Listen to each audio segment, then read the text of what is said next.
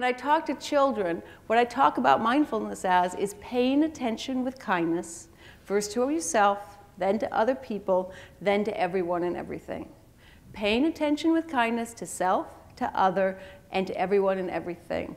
And this is, again, all derivative of the classical training of something called the 4 foundations or the 4 applications of mindfulness, depending on how you translate it, where we pay attention to inner experience, then outer experience, then both together without blending the two.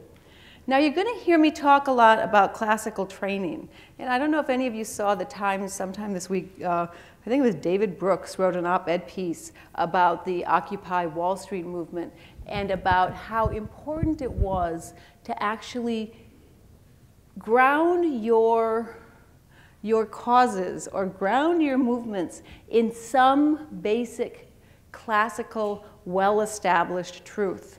Because if I just sat up here or stood up here and said, I just made this stuff up, I've been working with kids for 10 years, I made this stuff up, well, first, I probably wouldn't be here, and second of all, I doubt that you would listen to me very much.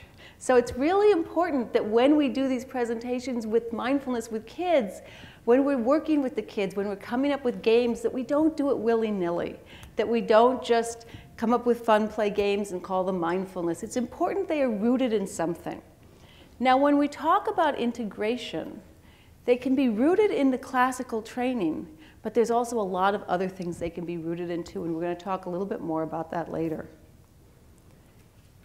Another way of looking at mindfulness is it is a way of looking at the world. It's attention. You look at the world with attention, balance, and compassion. Remember checking in on, where is my mind? Is it cloudy? Is it dull? Is it alert? Is it judging?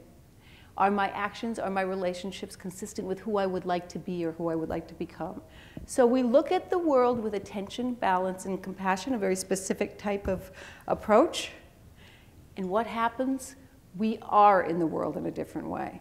A way of looking leads to a way of being. We call that love with legs.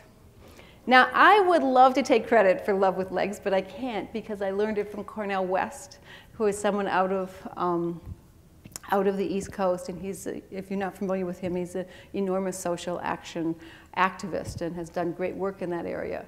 And so I use this slide in my reference to Cornel West to bring up another important point in this movement that is something that is worth saying, which is when we look around the room, it is largely a Caucasian middle class, and at least up until recently, it was largely middle-aged movement. Now we've got great people like Megan and Chris up in San Francisco and Gina who are not yet middle-aged, so we've got some younger people coming up. But it's largely a middle-class, Caucasian, middle-aged movement. And with that, we need to have great humility because often we're going into completely different cultures. So when we bring our mindfulness into different cultures, we need to really have humility and really go in with an open mind and with some ideas and then working together with them so that they can shape mindfulness so it works within their culture. So I always do say that in these presentations.